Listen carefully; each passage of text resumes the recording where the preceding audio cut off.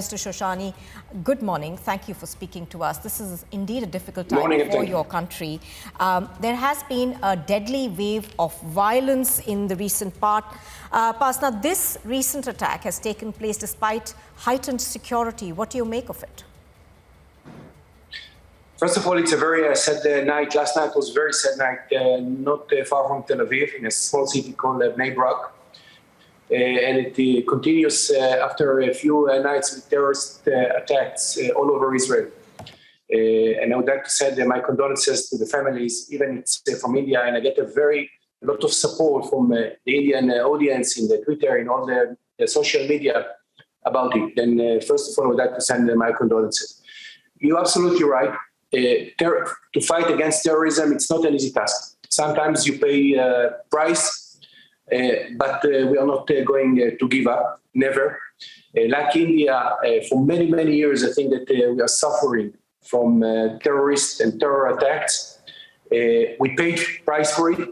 I was here in 2008 after the terror attack in 26/11, and I remember the days here. It's not an easy days in Tel Aviv, but I can assure to you one thing. We will find the organizer. Of course, the terrorist has been killed, but we will find the organizer very quickly.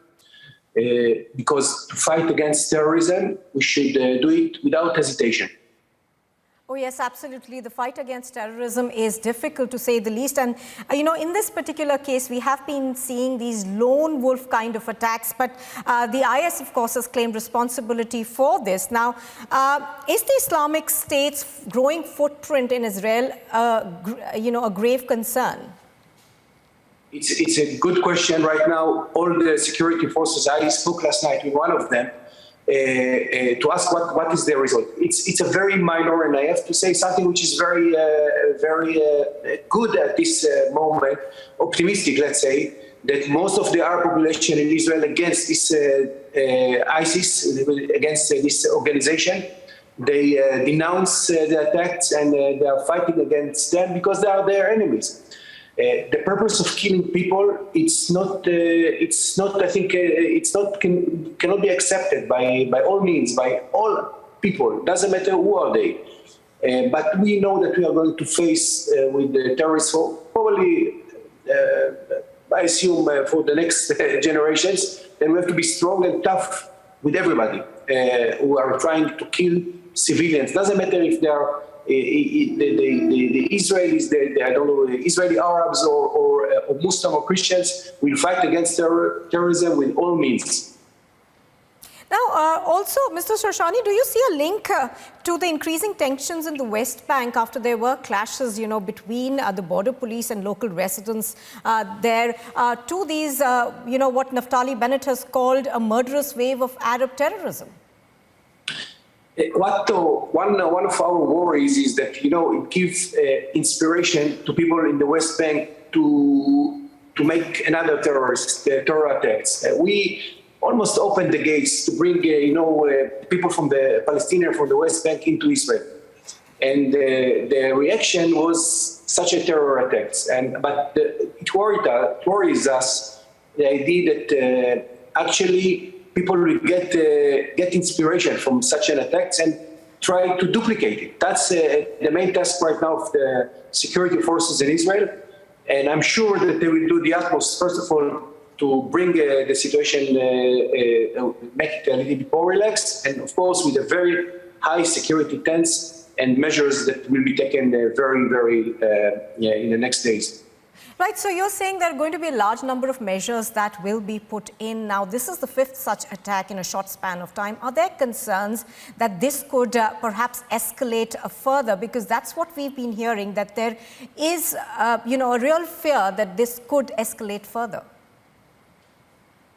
This is one of our worries, definitely, and we would like to first of all, we have to find a mechanism and work to make everything calm down.